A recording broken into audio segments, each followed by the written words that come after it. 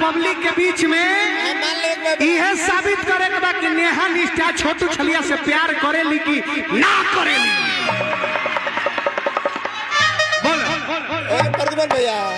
प्रदुमन भैया यूट्यूबर के तो दे दे इज्जत के बात बा। सुनिए, हम तो सबसे ज्यादा प्यार आपसे करते हैं। ये बात नहीं है कि छोटू छलिया से ही करे, हम सब लोगों से प्यार करते हैं। हमरा जो प्यार करत हो हमरा हुआ तो नाचे के जरूरी नहीं है। छोटू भैया जो अगर जो प्यार करत हम तो एक खाली मुर्गी मार देता हम जान जाए कि छोटू छलिया भैया के साथ रह जीवन अब व्यतीत होने वाला हो गइल।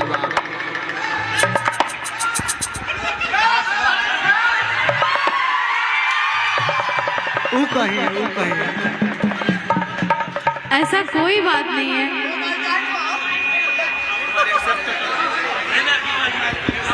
दूगो अंगूठी ए पवन अंगूठी लिया अंगूठी, दूगो अंगूठी मंगवा दीजिए।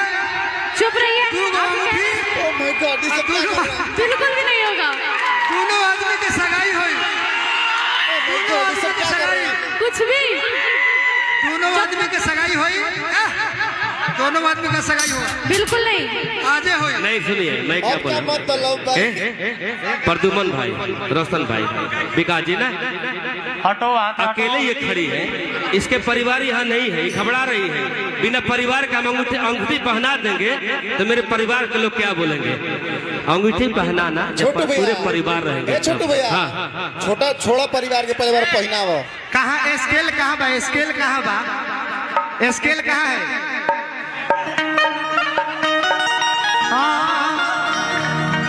एगो हम छोटू छलिया भैया खातिर गाना गाए और नेहा सिंह निष्ठा जी खातिर।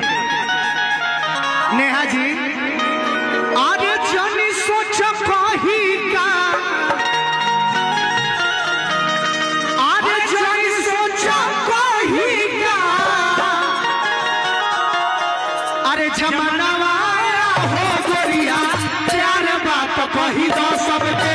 समनवाया हो गोरिया प्यार बात कही दो सबके। हो गोरिया प्यार बात कही दो सबके। जानी सोच कही का, जानी सोच कही का, जमनवाया हो गोरिया प्यार बात कही दो सबके। समनवाया हो मजा खाइए।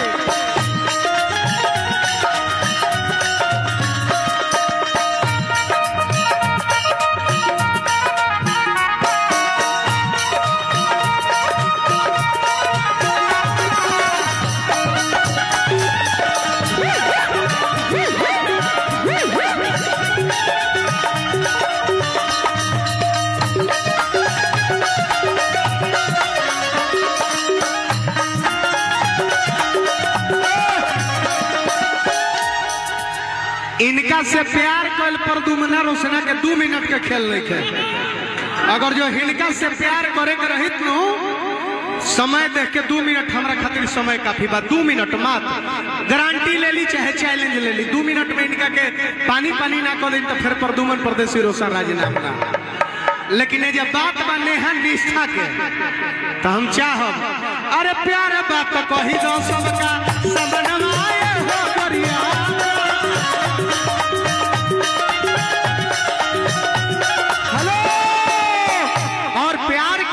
संकट की घड़ियां आती है। इरौआ भी प्यार के राहों में संकट की घड़ियां आती है। एक और उपाय का बा, मुसीबत के सामना करे के परी डट के।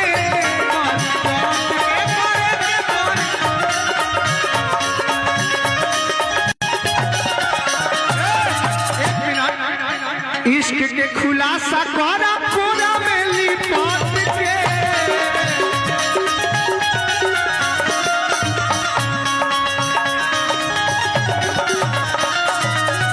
मोहब्बत के सामना करे के परी डट के। इश्क के खुलासा कर कोना में लिपट के। पंकज भैया आइए ना सामने, यही पर लिखल